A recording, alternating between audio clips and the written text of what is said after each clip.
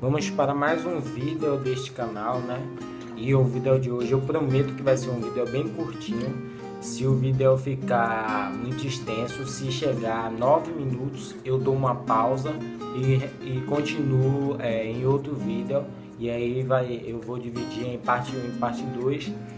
Porque o vídeo de hoje eu não sei se vai durar mais que 10 minutos, porque eu trouxe 10 palavras, né, do direito para continuar aquele tema do canal de significações, né, conceitos de definições de palavras que são do direito, que são algumas são estranhas, outros muitas pessoas já conhecem, mas que são palavras do direito que é importantíssimo para a gente poder, né, entender como é que funciona o dia a dia do curso de Direito e também né, da prática jurídica, do exercício da justiça, do exercício do direito, né, no dia a dia.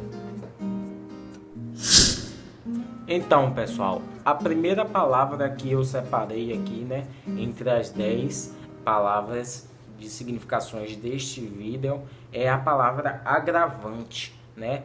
Dentro do direito você vai ver a palavra tanto agravante, as que eu sei pelo menos, que eu já vi relacionado a essa palavra, que tem o mesmo sentido, a mesma significação, é agravante e agravo, né? Eu já falei até sobre agravo em um vídeo anterior, se eu não me engano, né? Aí tem aqui o significado da palavra agravante, né? Que são fatos que, quando ocorrem, fazem com que o crime se torne mais grave e, portanto, passível de punição mais severa. Não confundir com as causas de aumento da pena, né, pessoal? Aqui tem essa observação, porque o aumento da pena, ele vai, né, da interpretação do julgador, né? O juiz, que é o responsável por determinar o período da pena, né, que o réu irá cumprir se ele for considerado culpado. É o juiz que dá essa sentença, né, essa pena, né, ele que determina o período, né, de acordo com a interpretação dele, o entendimento dele. Só que o agravante é como se fossem novas provas de que o que você fez não foi só aquilo, foi além daquilo. Ou seja, se você já cometeu um crime, por exemplo, se você já cometeu um crime, além de você ter cometido um crime, você tentou fazer algo ainda pior, né? Ou então se descobriu que para você chegar até o cometimento desse crime, você cometeu outros crimes também. Então, meio assim, meio isso que a palavra agravante quer significar. A palavra agravante é como se fosse, tipo assim, como é que eu posso dizer? Uma coisa que piorou a sua situação. É esse exemplo. Isso é o agravante. Eita, a câmera mexeu aqui, meu Deus. Vamos lá. Isso é o agravante, né, pessoal?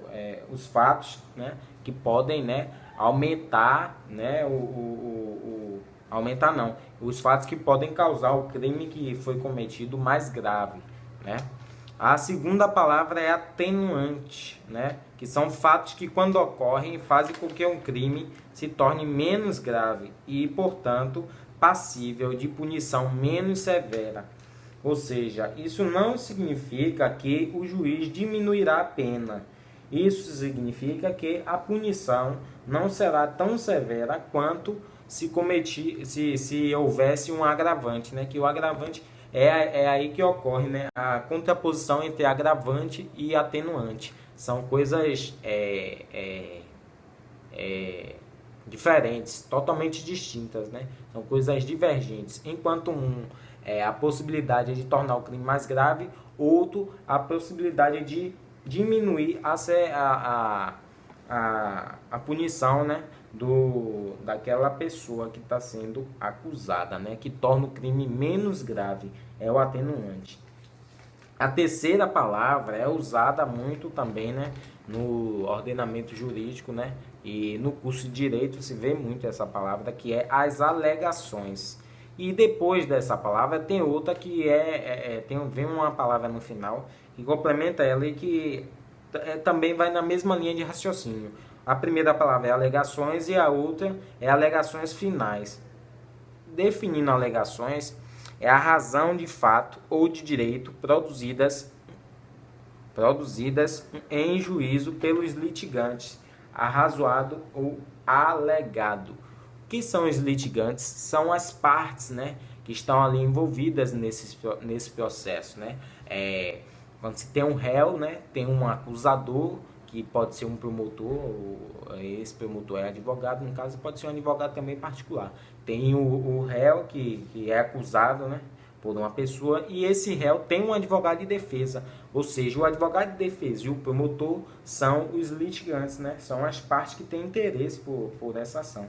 E eu trarei também o significado de litigante com mais clareza do vídeo. Alegações finais, pessoal. As alegações finais como a palavra já diz, obviamente, finais. São alegações finais, né? Depois de encerrada a instrução, as partes podem oferecer alegações, ou seja, podem dirigir ao juiz razões baseadas na análise dos depoimentos, documentos ou laudos periciais, com o propósito de convencê-lo da procedência da tese sustentada pelo alegante. Ou seja, as alegações finais ela vai ocorrer tanto quando há apenas um julgador, que é o juiz, quanto quando há um júri, né? Quando há uma comissão de julgadores, né, para definir aquele caso, né? As alegações finais, como a própria palavra já diz, enquanto alegações são razões de fato ou de direito, né, produzida em juízos pelos litigantes, as alegações finais vai ser isso, só que no final de um julgamento, né, pessoal?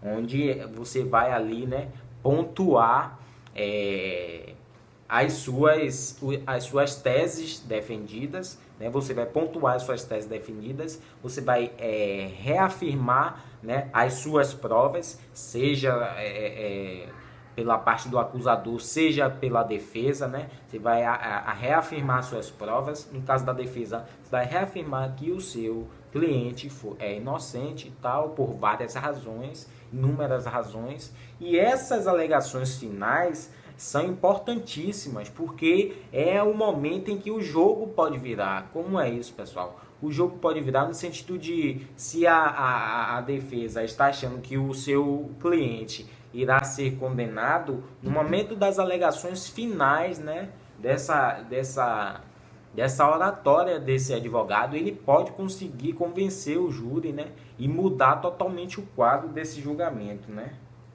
Conseguir a liberdade do seu cliente, que é o objetivo dele, seja a liberdade, no caso se for da área criminal ou não, ou seja também do objetivo em que a parte queira, né? A quinta palavra é alvará judicial. O alvará judicial trata-se de uma ordem judicial emanada da autoridade competente em favor de alguém, certificando, autorizando ou determinando atos ou direitos, né? O alvará judicial ele só pode ser dado pela autoridade competente. Quem é a autoridade competente? É o juiz, né? É um juiz ou uma juíza, né, que pode conceder um alvará judicial, né, para autorizar ou determinar atos ou direitos, né?